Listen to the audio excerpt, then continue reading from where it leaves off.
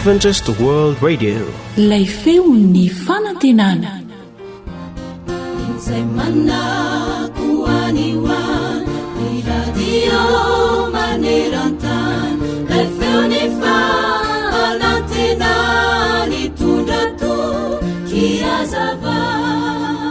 Tsy afaka atao an-tsain'ity zazavavy anankiray ny teny izay norenesin'ny sofiny tao amin'ny mpiangonana arak'izay voasoratra ao amin'ny Marka 4:15 manao hoe mitoriany filazantsara amin'ny olombelona rehetra.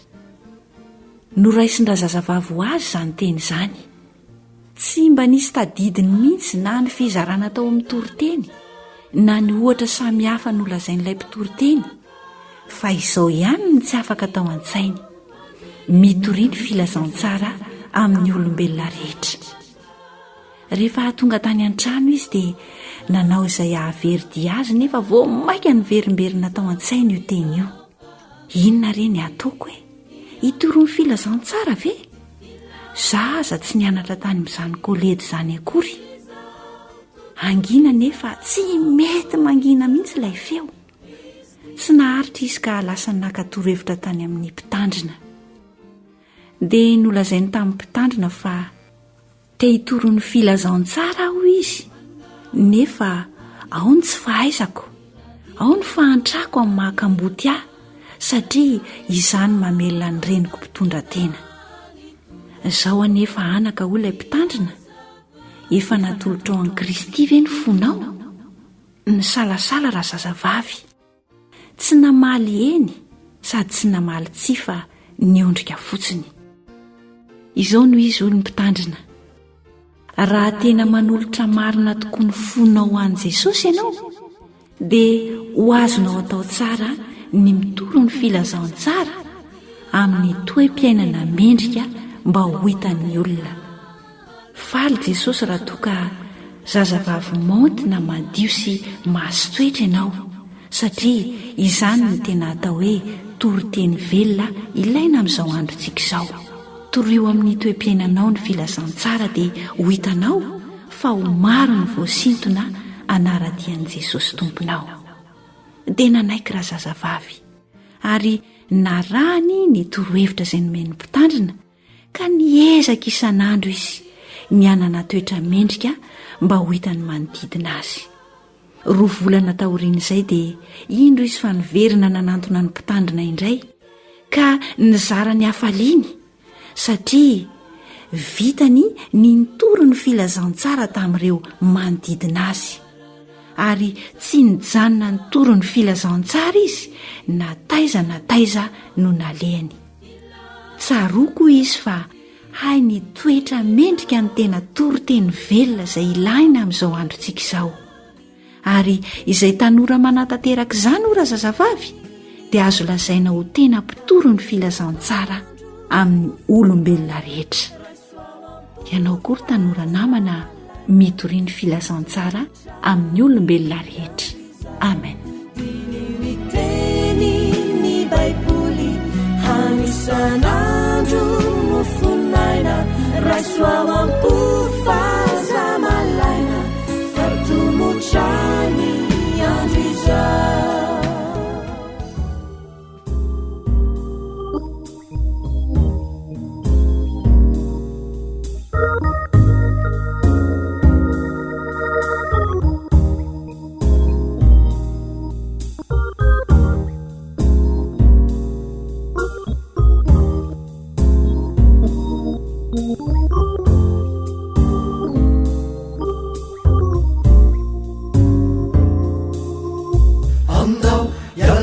Zalaye nirehaky ty tany ty, fiainandratsy ty veno atao atamany, sodokan'ireo filibany.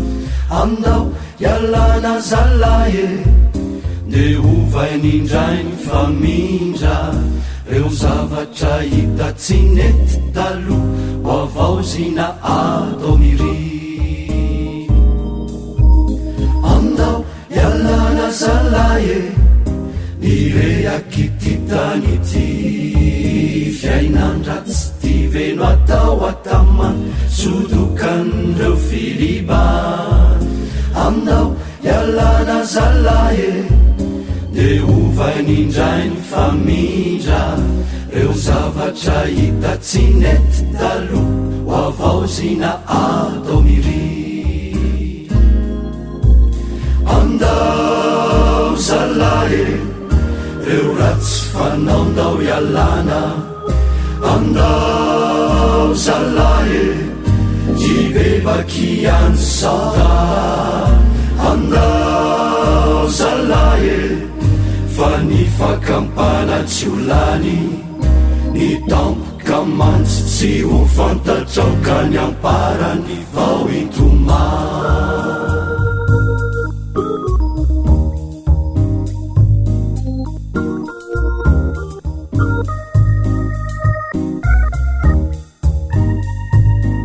tarika rija malala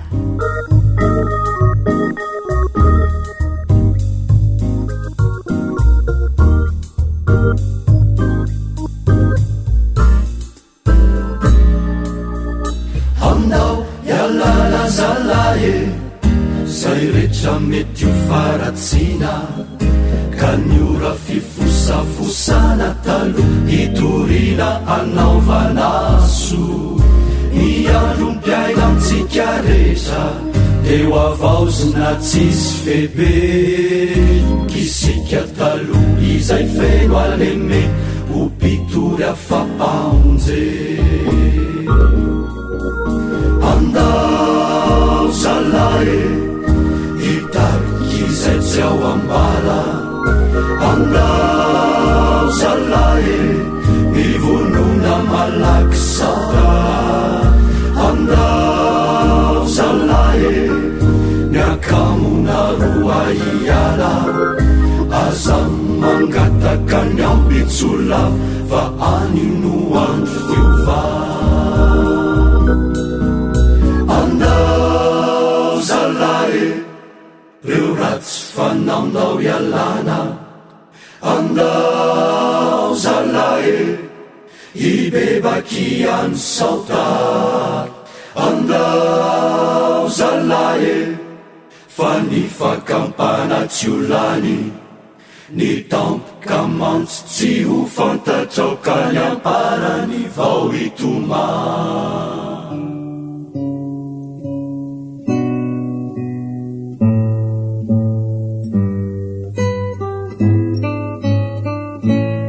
talilio amiko gety baiboly fandaharana iarahanao amin'ny feon'ny fanantenana mpanjaka voalohany toko faharoa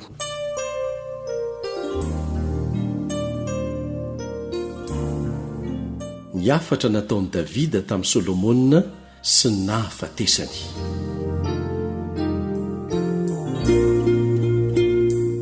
ary rehefa atomotra ny andro ahafatesany davida dia nandidy any solomona zanany lahy izy hoe izaho efa handeha amin'ny lalakalehan'ny tany rehetra koa maherezy ianao ary misy oa ho lehilahy ary tandremo izay asain'i Jehovah Andriamanitrao ho tandremana handehananao amin'ny lalany hitandremanao ny lalàny sy ny didiny sy ny fitsipiny ary ny teny vavolombelony araka ny voasoratra ao amin'ny lalàny Mosesy mba hataonao lavorary avokoa izay rehetra ataonao sy izay rehetra alianao mba hanatanterahan'i Jehovah ny teny izay nilazany aho hoe raha ny taranakao hitandrina ny alehany ka andeha ho natrehako amin'ny fahamarinana amin'ny fony rehetra sy amin'ny fanahiny rehetra ho izy dia tsy ho diso zanakalahy ho eo amin'ny seza fiandrianan'ny Israely ianao ary ianao koa mahalala izay nataony Joaba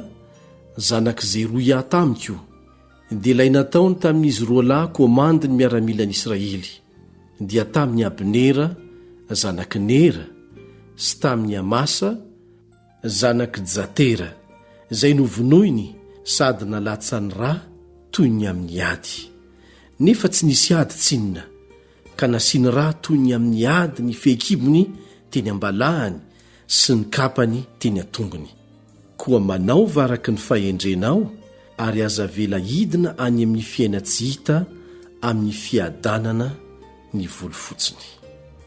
Fa ny zanaky Barzilay Gileadita kosa dia siosoa ka avelao mba ho isan'izay mihinana eo amin'ny latabatra ao izy. Fa hanao soa toy izany no nankanesan'ireo tany amiko fony nandositra ny Absaloma rahalahinao aho.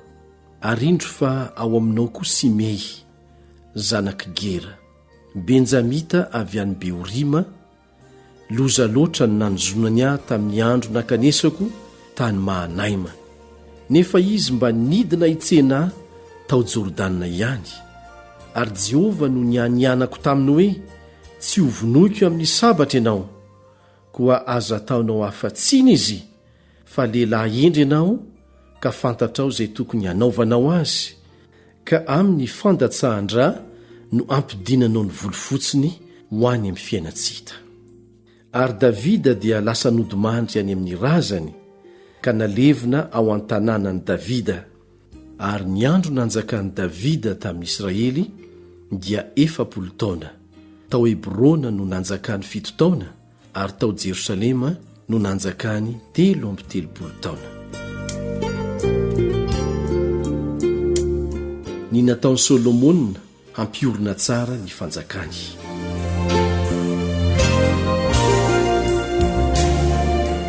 Ary Solomona nipetraka teo amin'ny seza fiandrianan'i Davida rainy, ary ny fanjakany dia niorina tsara. Ary Adonia zanakalahy ny Hagita nankany amin'ny Batseba renin'ny Solomona, ary hoy ravehivavy, moa fihavanana va no ahatongavanao? Dia hoy izy, eny fihavanana. Ary hoy koa izy, misy teny kely ho lazaiko aminao. Ary hoy ravehivavy, lazao ary. Dia hoy izy, ianao mahalala fa ny fanjakana, ary ny Israely rehetra nanandratra ahy hanjaka. Kanjo tafahodina ny fanjakana ka lasa ny rahalahyko, fa azony avy tamin'i Jehova. Ko ankehitriny zavatra iray lony mba angatahiko aminao, ka aza dia lavinao aho. Ary hoy ravehivavy taminy, lazao ary. Dia hoy izy, masiny ianao, mitenena amin'ny Solomona mpanjaka, fa tsy andahanao izy, mba homeno vadiko Abisaga Sonemita. Ary hoy Batseba, eny ary, fa izaho dia ilaza ny teninao amin'ny mpanjaka. Ary Batseba nankany amin'ny Solomona mpanjaka hilaza aminy ny tenin'ny Adonia. Ary ny mpanjaka nitsangana hitsenan'ny Batseba sady niankohoka teo anatrehany, dia nipetraka teo amin'ny seza fiandrianany, ary nasainy nisy nitondra seza fiandrianana koa ho an'ny reniny mpanjaka, ka dia nipetraka teo amin'ny ankavanana izy. Ary hoy izy, misy zavatra kely iray lomba angatahiko aminao, ka aza dia lavinao aho. Ary hoy ny mpanjaka, angatao ary rineny, fa tsy andahanao aho. Dia hoy izy, aoka Abisaga Sonemita homena ho vadiny Adonia rahalahinao. Fa Solomona mpanjaka namalaka nanao tamin'ny reniny hoe, nahoana ianao no mangataka ny Abisaga Sonemita ho an'ny Adonia? Angatao azy koa ary ny fanjakana, fa izy ny zokiko, dia ho azy sy Abiatara mpisorona, ary ho an'ny Joaba zanaky Zeroia. Ary Solomona mpanjaka dia nianina tamin'i Jehova hoe, ataon'Andriamanitra amiko anie izany. Eny mihoatra noho izany aza, raha tsy atao maty Adonia no nanaovan'izany teny izany.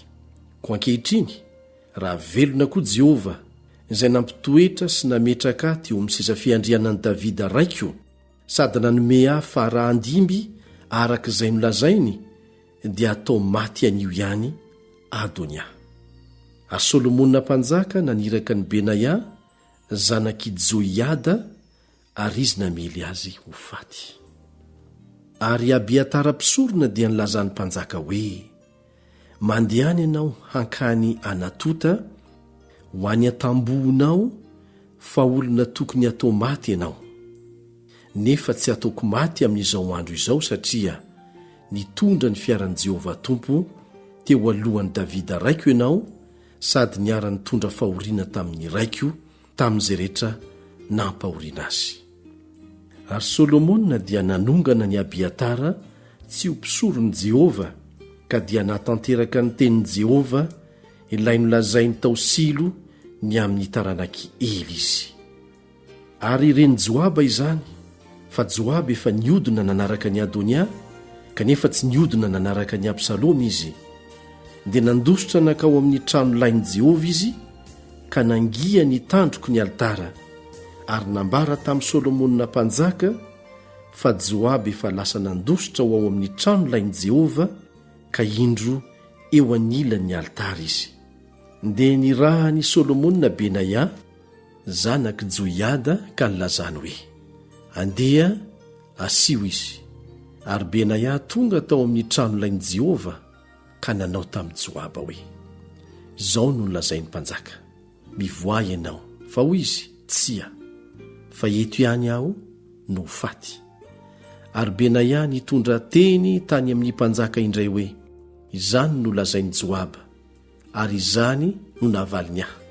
Ary hoy ny mpanjaka taminy ataovy arak'izay no lazainy ka asio izy. Dia aleveno mba hanesoranao amiko sy amin'ny taranaky ny raiko ny raha marina izay nalatsaky Joaba. Dia atsingerin'i Jehova ho amin'ny lohany ihany ny rany, satria izy namely olona roa lahy izay marina sady tsara noho izy ka namono azy tamin'ny sabatra. Dia Abnera zanaky Nera, komandiny miaramila ny Israely, sy Amasa zanaky Jatera, komandiny miaramila ny Joda. Nefa Davida raiko tsy nahalala izany akory. Eny, ny rany izy roa lahy ireo hitsingerina amin'ny lohan'i Joaba sy ny lohan'ny taranany mandrakizay. Fa amin'ny Davida sy ny taranany sy ny mpianakaviny ary amin'ny seza fiandrianany kosa dia izy fiadanana mandrakizay avy amin'i Jehova. Dia niakatry Benaia zanak' Joiada ka namely azy ho faty, ary nalevina tao amin'ny fonenany tany anefitra izy. Ary Benaia zanak' Joiada no nitendren'ny mpanjaka ho solony ho komandiny miaramila. Ary Zadoka mpisorona no nitendren'ny mpanjaka ho solony Abiatara.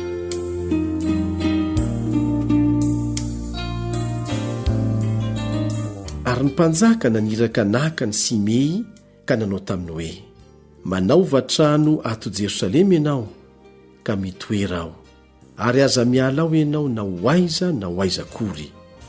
Fa amin'izay andro ivoahanao mita ny lohasahandrika Kidrona dia aoko ho fantatro marina fa atao maty tokoa ianao, ary ny ranao ho amin'ny lohanao ihany. Ary hoy Simei tamin'ny mpanjaka, tsara izany teny izany. Arak'izany no lazain'ny mpanjaka tompoko izany no ataony ny mpanomponao. Ary Simei nitoetra ela tany Jerosalema. Ary no ny afaka 3 taona mipaka dia nisy 2 lahy mpanompon'ny Simei nandositra ho any amin'ny Akisy zanaky Maka mpanjaka ny Gata. Ary nisy nanambara tamin'ny Simei hoe indreo any Gata ny mpanomponao. Dia nitsangana Simei na nisy lasely ny borikiny ka nankany Gata ho any amin'ny Akisy hitady ny mpanompony. Dia lasa nody Simei nitondra ny mpanompony avy tany Gata. Ary nambara tamin'i Solomona ny alany Simei tany Jerosalema hankany Gata sy ny niverenany indray. Ary ny mpanjaka naniraka nakany Simei ka nanao taminy hoe tsy efa nampianina anao tamin'i Jehova va aho ka laza taminao marimarina hoe aoko fantatrao marina fa amin'izay andro hivoahanao sy andehananao na ho aiza kory dia atao maty tokoa ianao. Ary hoy ianao tamiko tsara zany teny reko izany. Koa nahoana ianao no tsy nitandrina ny fianianana tamin'i Jehova sy ny didy izay nandidiko anao? Ary hoy koa ny mpanjaka tamin'i Simei, ianao mahalala ny ratsy rehetra nataonao tamin'i Davida raiko. Eny, tsaroan'ny fonao izany, ka dia atsingerin'i Jehova amin'ny lohanao ny haratsy anao. Fa hotahiana kosa Solomona mpanjaka, ary ny seza fiandrianan'i Davida ampitoerina eo anatrehany Jehova mandrakizay. Ary ny mpanjaka nandidy any Benaia zanaky Joiada dia nivoaka izy ka namely any Simei ho faty. Ary ny fanjakana dia naorina teo an-tanany Solomona.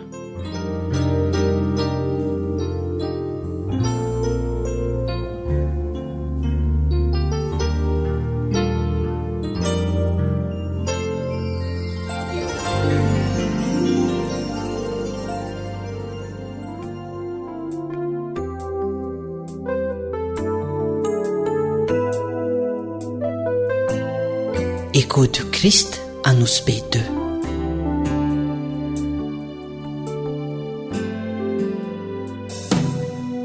Chantsunianao yatsika fitsapana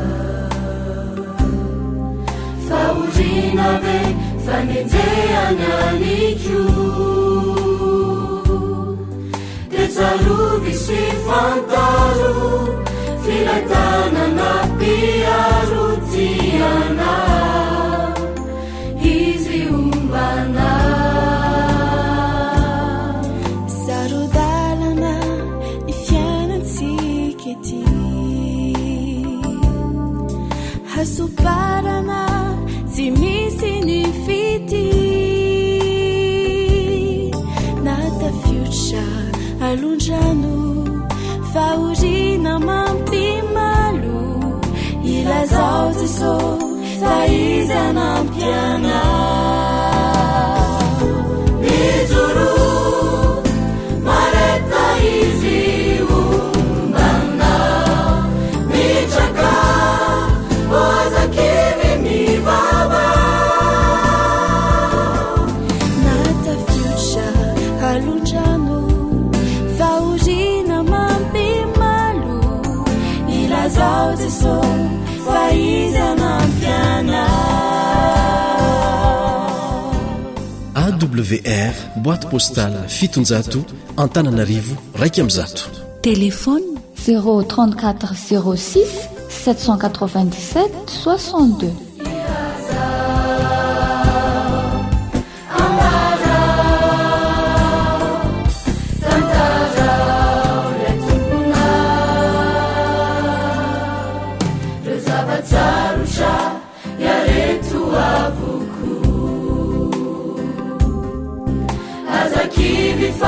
Miaramiasa asu nilalani tunjani anao fantacile rainao tiana upandesiana ewatanani ni fiana kwa vinao hirosakana timisi mabana nimifajiro chatilaina amafisu kunisaina ilazao Jesô faizana ampiana mijoro mareta izy ombana mitraka oazakivy mivava nimifajiro chatilaina amafisu kunisaina ilazao Jesô faizana ampiana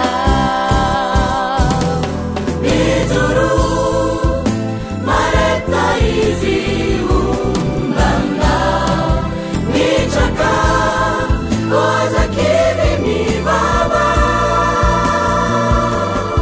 nimifajiro chatilaina amafisu kunisaina ilazao Jesô faizana ampiana ilazao Jesô faizana ampiana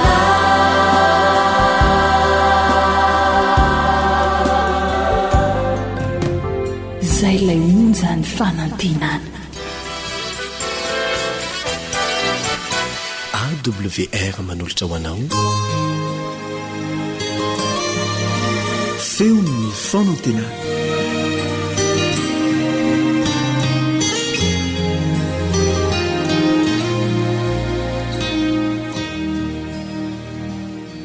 manaraka trany ny onjapeo ny feon'ny fanantenana ianao na ny radio adventiste maneran-tany izay maneran-tany arabaky teny tokoa satria mandrakotra an'izao tontolo izao misy mponina izany onjapeo izany mampiasa onde courte izahay mampiasa ny internet mampiasa satellite ihany koa mampiasa ny onde FM sy ny onde moyenne ny fomba rehetra ahafahana manatratra ny olona dia miasa avokoa amin'ity radio adventiste maneran-tany ity ka ny sampana teny malagasy no miaraka aminao amin'izao fotoana izao miara-mianatra ny tenin'Andriamanitra isika miaraka aminao eto ny namanao Elian Andriamitanso iaraka ivavaka isika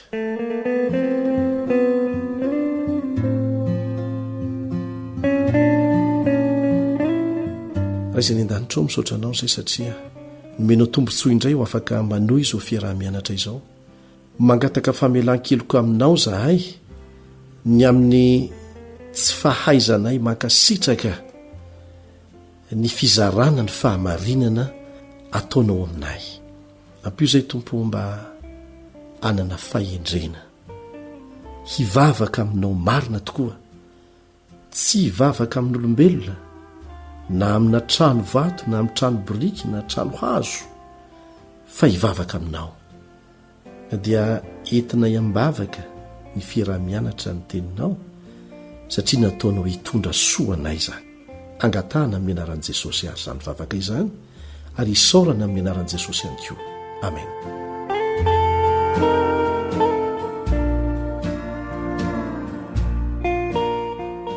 Amin'ity anio ity dia misy fanontaniana anankiray izay miverimberina ao amin'ny sain'ny olona ao indrindra fa ny kristianina sahiran-tsaina izy ireo mikasika ilay teny eo amin'ny apokalipsy toko voalohany ka ny 10:10 apokalipsy toko voalohany 10:10 izay miresaka ny amin'ny andro ny tompo inona marina io andro ny tompo io zao no fanambarana nataon'ny Jaona izay nasain'Andriamanitra hanoratra ny bokin'ny apokalipsy voatsindry ny fanahy tamin'ny andro ny tompo aho voatsindry ny fanahy masina tamin'ny andro ny tompo aho inona no atao hoe andro ny tompo misy mahasamy hafa azy ve ny andro ny tompo sy ny sabata voalaza ao amin'ny baiboly andro samy hafa ve ireo ka ny iray any testameta taloha ary ny anankiray any testameta vaovao sa andro ray ihany ireo mety ezaka amin'izay fahaizantsika rehetra sika hanome ny hevitra izany atao hoe andro ny tompo zany fa leo ny baiboly ihany no hilaza amintsika no anazava amintsika hoe inona zany andro ny tompo zany mahafantatra izay tia nolazaina amin'izany mihoatra lavitra no isika mantsy a lay tompony dia Jesosy aleo Jesosy no avelantsika hamaritra ny atao hoe androny izay antsoina hoe andro ny tompo ao amin'ny Matthieu 12 ka ny 9:9 Matthieu 12:9 dia zao ny vakitsika fa tompony sabata ny zanak'olona tompony sabata ny zanak'olona ny zanak'olona resahany eto dia Jesosy ary izy tenany mihitsy no miteny eto fa tompony sabata ny zanak'olona ao amin'ny Marka 2:17 dia mbola miverina ihany zany teny zany Marka 2:17 mivaky tahaka an'izao ka dia tompony sabata aza ny zanak'olona tovy amin'ny teo ihany fa nisy fanamafisana dia ao amin'ny Luka 4:9 Luka 4:9 dia mivaky hoe tompony sabata ny zanak'olona tompony sabata ny zanak'olona intelo miverina zany fanambarana izany intelo miverina araka ny hevitra nahoana no milaza intelo ny zavatra anankiray ihany ny baiboly iray ihany koa no antony satria zava-dehibe inkina ny aina izany ka raha toa azy tompony sabata ny zanak'olona dia azo antoka izany fa ny sabata no andro ny tompo ny sabata no andro ny tompo lay sabata n'Andriamanitra mpamorona ao amin'ny Genesisy ihany no andro ny tompo ao amin'ny apokalipsy izy ihany ny mpamorona voalaza ao amin'ny apokalipsy ary voalaza koa any amin'ny Genesisy fa tsy Andriamanitra hafa akory tsy Andriamanitra samy hafa tahaka ny lazany tamin'ireo mponina voalohany teto ambonin'ny tany hoe nita sy nanamasina ny sabata ary nitsahatra tamin'izany aho no iantsony ihany koa ny taranak'olombelona rehetra amin'izao minitra segondra izao indray mba iankohaka amin'ny mpamorona amin'izao andro vanim-potoana faran'izao isan'ny sabata. Isan'andro sika dia mivavaka ary miresaka aminy isan-tsegondra sy minitra amin'ny fotoana rehetra fa natokany mihitsy io andro lazainy mihitsy hoe mahatsiarova ny andro sabata hanamasina azy ny hoe manamasina azy hanokana azy hiavaka amin'ny andro hafa rehetra.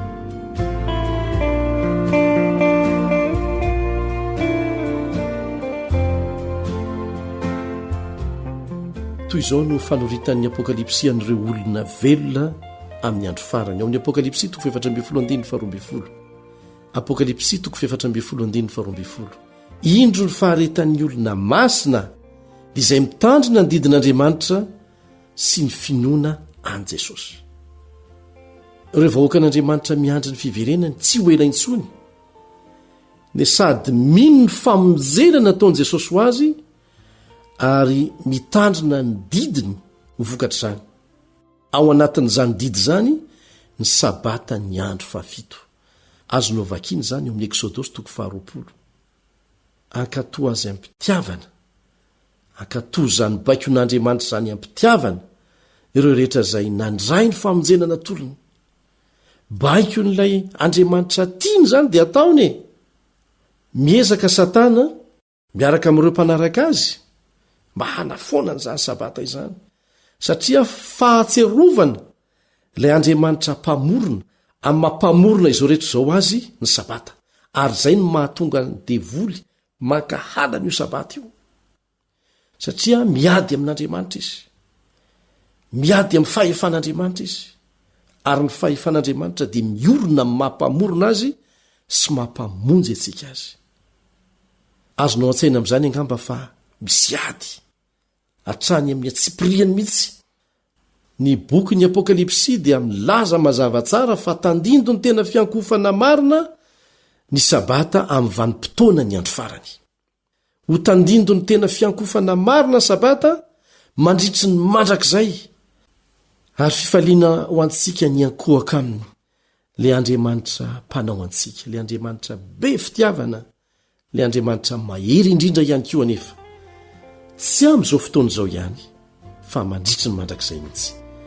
Manasa anao izay mba handray anjara amin'izany, na izy ianao na iza, tsy miankina amin'ny atoko-pivavahana misy anao ny famonjenanao fa miankina amin'ny fifandraisanao manokana amin'ilay Andriamanitra namorona sy namonjy anao. Ka raha miantso anao izy amin'izao fotoana izao hitandrina ny sabata aza manetsy tadiny. Tsy ny advantista ny miantso anao fa Andriamanitra ny miantso anao amin'ny alalan'ny teniny. Dia arao izy raha izy no Andriamanitra ao. Hanampy anao any izy amin'ny fanapakevitra ho raisinao. Amen.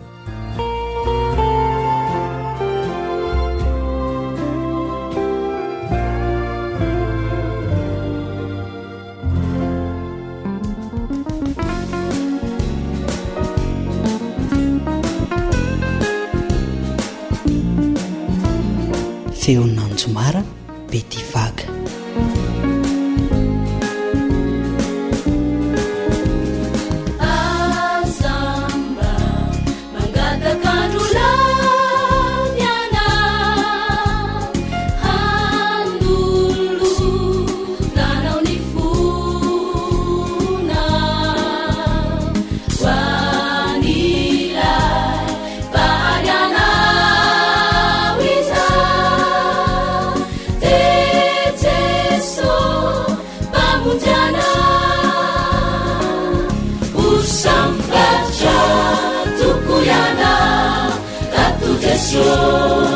anatinao faizino fiainana mandrakiza kumiverenyana ibeba maneke uzanani Yesu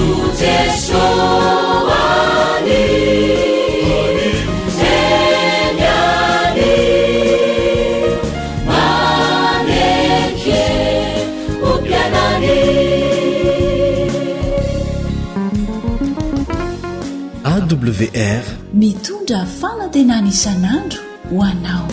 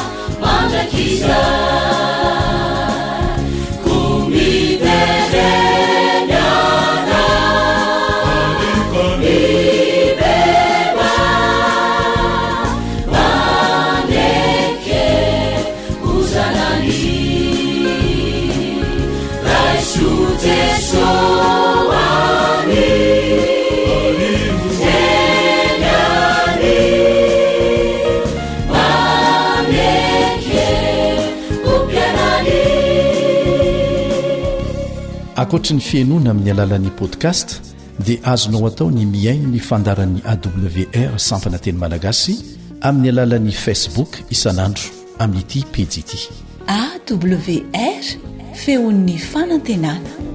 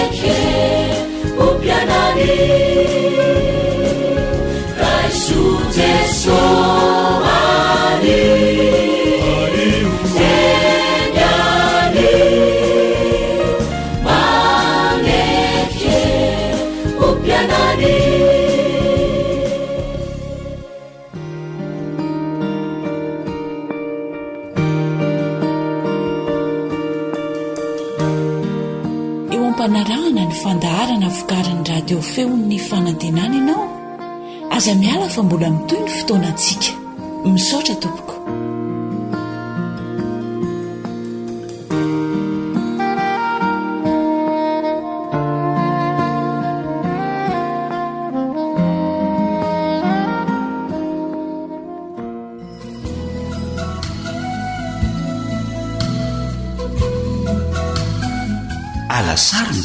Alasarona fandalinana ny soratra masina mitohitohy iarahanao amin'ny feon'ny fanantenana.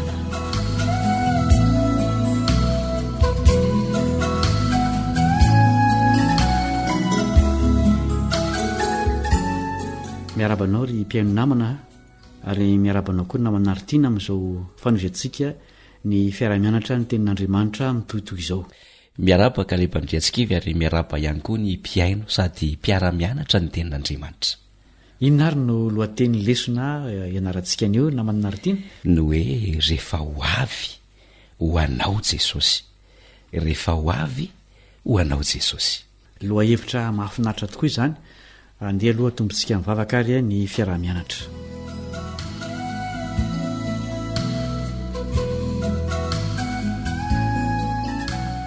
rahanay izay ny an-danitro tonga indray ny fotoana izay andinianay ny teninao. Tsy teninay izany, tsy tenin'olombelona izany, koa mangataka ny fanahinao zahay mba anazava sy ampianatra anay eto.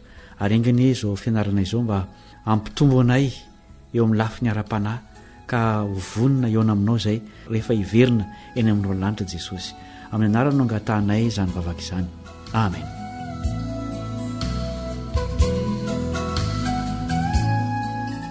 Misy fotoana kalebandriatsikivy mety mahatonga antsika alaim-panahy ny tany tena hoe tena hidina veny amin'io lanitra manga eo ambonitsika io tokoa ve Jesosy ka izy fiaonam-be mafinaritra. Efa ela tokoa mantsy tsika ny tafasaraka taminy.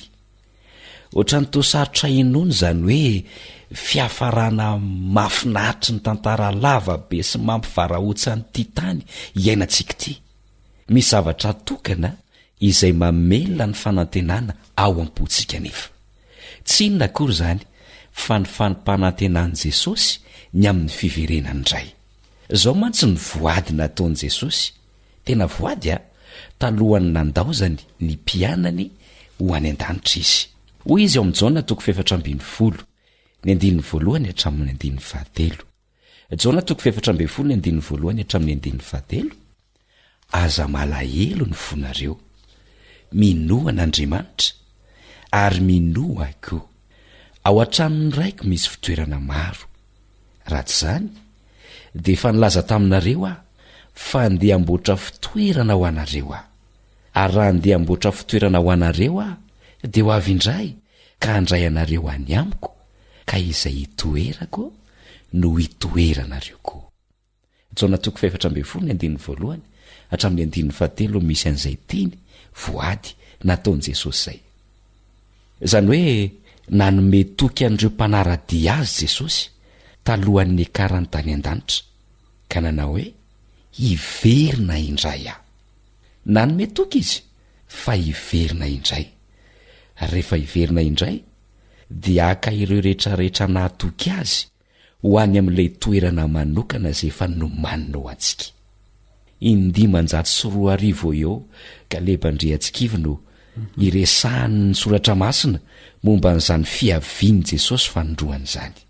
Ny fiaviany Jesosy fanondroany eto amin'ity zao tontolo izao ity dia azo antoka tahaka ny fahatanteran'ilay niaviany teto an-tany efa 2000 taona mahery lasa izay.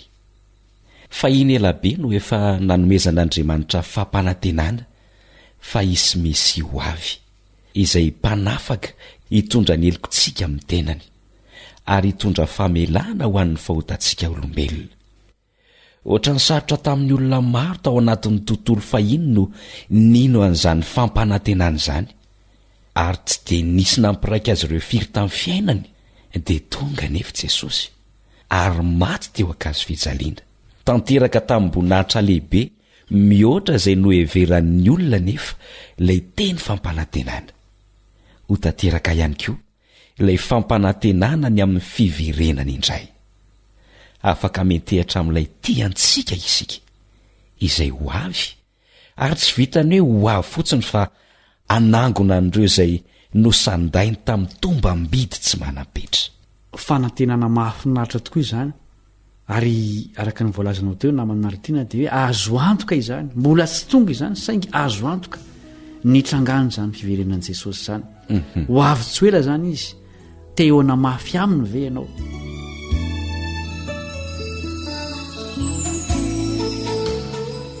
Ahoana ary ny fomba hiavian'i Jesosy?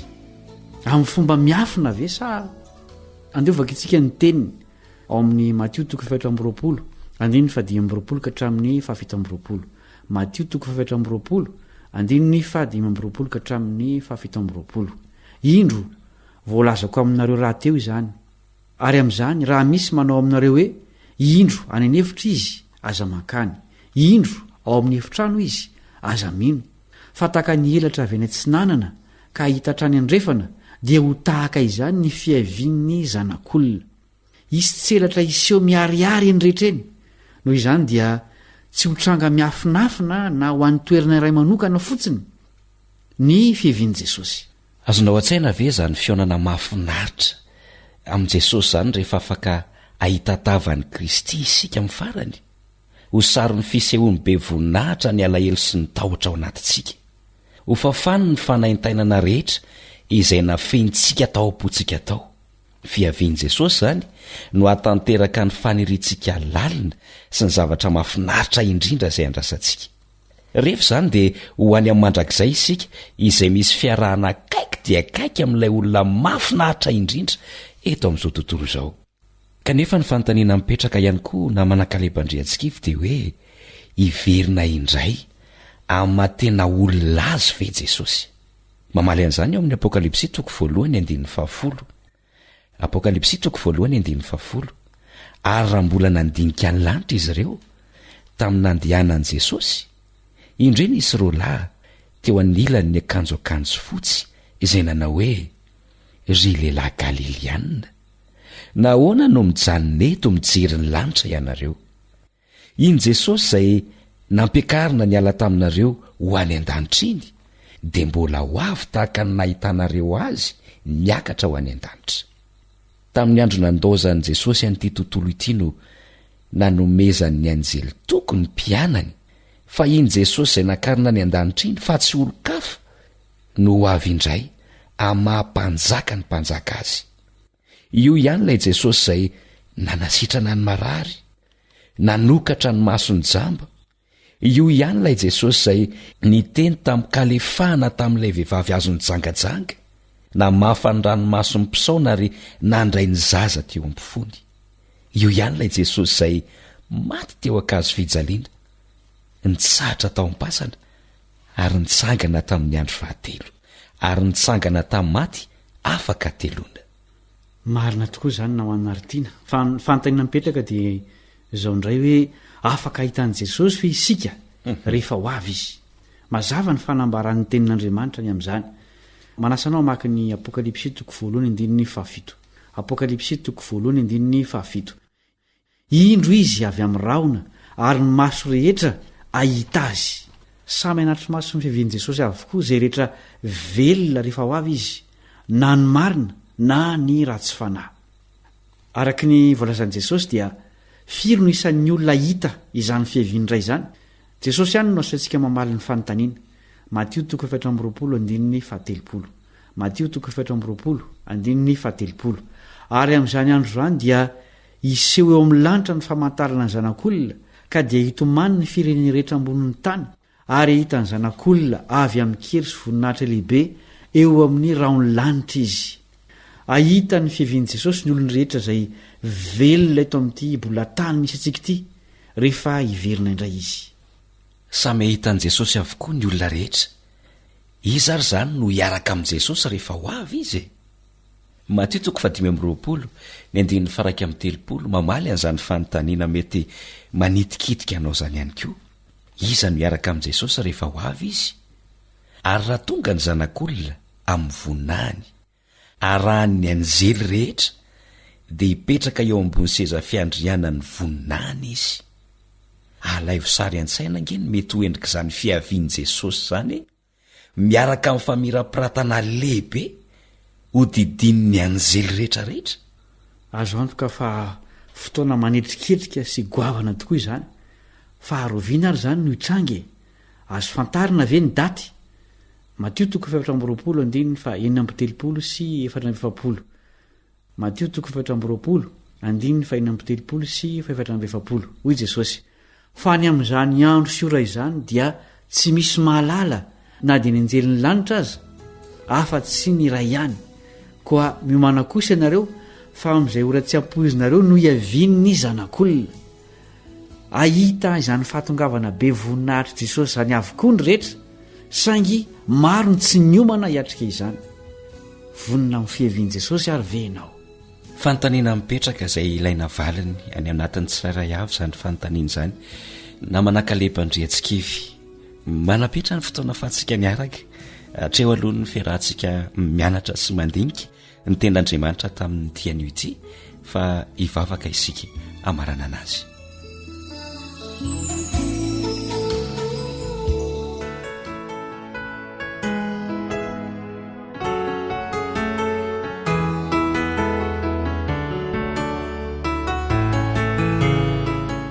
Tarika hanitra Kristy.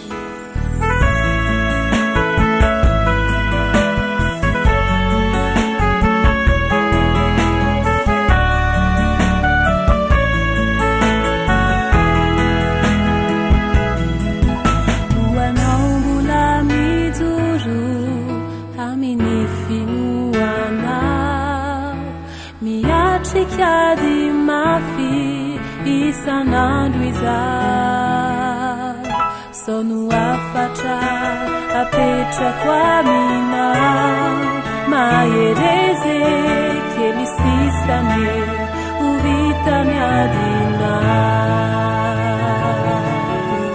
Ireo sainto sy tomany zay ainanao ety, mandalo ihany izany fa tsy hodory. Zao rehetra izao de tsy aharitra, maharety efa miandry anao lay tsara lavitra. Atodio ny fijerinao, alao sara mtsaina lay fiainana mandrakizao, tanomafy ny finoanao fa tsy ho elintsony ho afaky anao.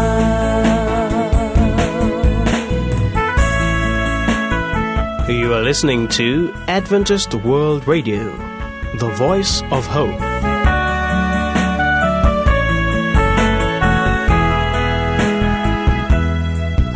Vayanao mbola mikiry amin'ireo ditranao, mba efimpirimpiry nono lavinao.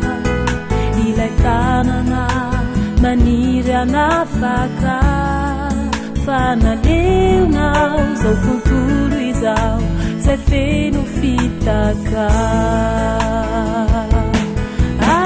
Atodio ny fijerinao, alao sara mtsaina ianao kilasy omao, fafatesana no miandry anao, ny famonjena natao de tsy noraisinao.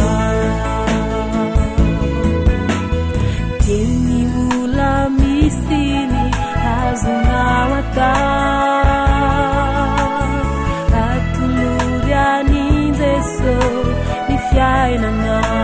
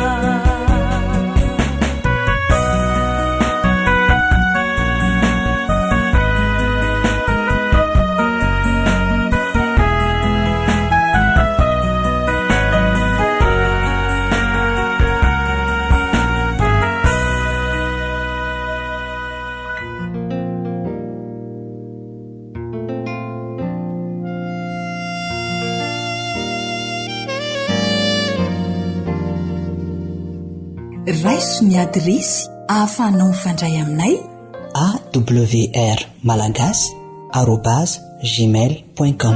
Misaotra tompoko.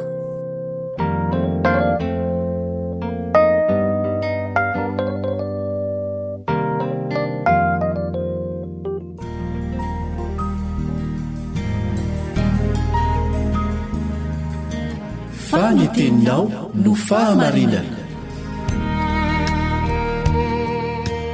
tari-dalana manokana fianarana baiboly avoaka ny fiangonana advantista maneran-tany. iarahanao amin'ny feo ny fanantenana sy ny departementany sekoly sabata.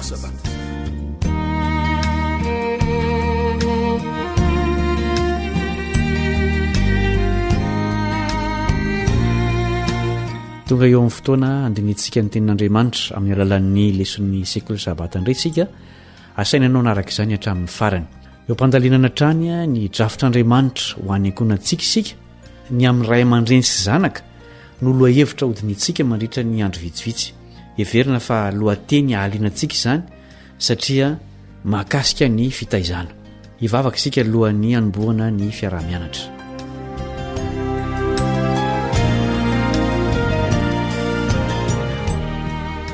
rahanay izay any an-danitro saotra no ny tombonandro mbola omenao anay azahoanay mandalina trano ny teninao sokafo ny fonay andray fahazavana vaovao indray amin'ny alalan'izao fiarah-mianatra izao aza velandry afa-tsy ny sitraponao izahay ampio koa izahay mba ho mpakatony teny fa tsy ho mpiainy mpanadino amin'ny anaran'i Jesosy no ngatahanay izany vavaka izany amen.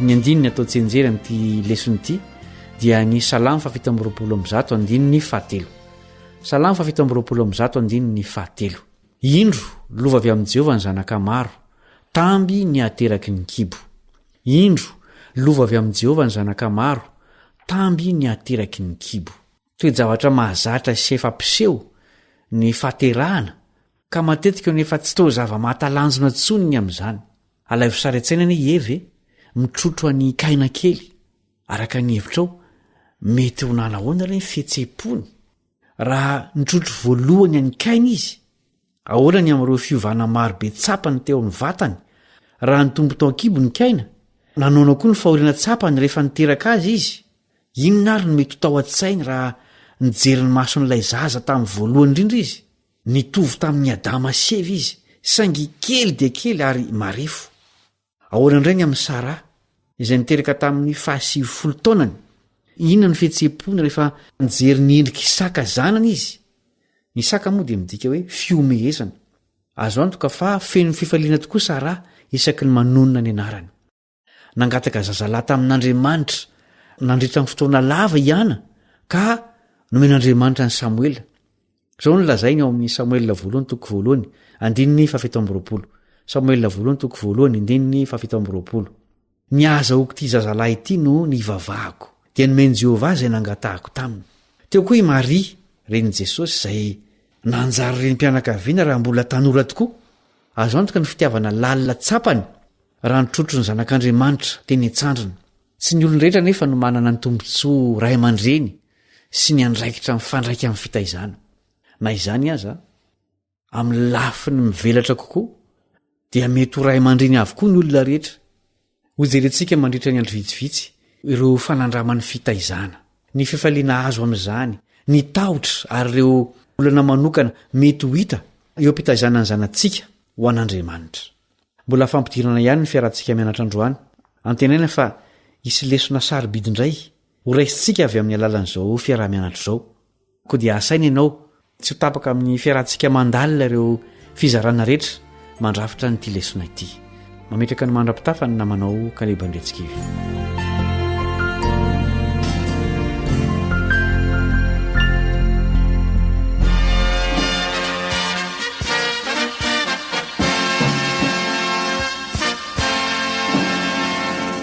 Adventist World Radio, The Voice of Hope. Tapitra treto ny fiarahanao tamin'ny radio feon'ny fanantenana na ny AWR. Azonao atao ny mamerina miaino na maka mahimaimpona ny fandaharana narahanao teo amin'ny fotoana rehetra ilanao azy. Raisoaryn'ny adresy ahafahanao manao izany. www.awr.org. Mandrapitafa indray ary.